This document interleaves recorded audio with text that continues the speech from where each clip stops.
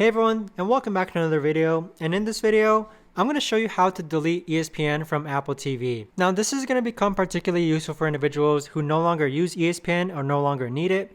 How do you actually go ahead and delete ESPN from your Apple TV? Either way, this video is going to be short, sweet, and simple, guys. There's not going to be a lot of steps involved, but here's how you do it. You want to grab your Apple TV remote, and then on the center button here, you want to toggle over ESPN, and then hold the center button for about 1 to 2 seconds. So as you can see, this toggle menu here appeared. Just scroll down to where it says delete app and then delete the ESPN app. So that right there, guys, is the best and easiest way that I know of to actually go ahead and delete ESPN from your Apple TV.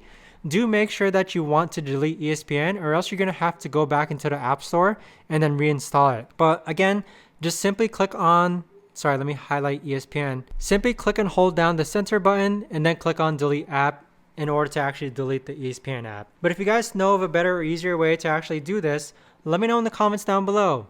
I would love to know. But thanks so much for watching, everyone, and I'll see you guys all in the next video.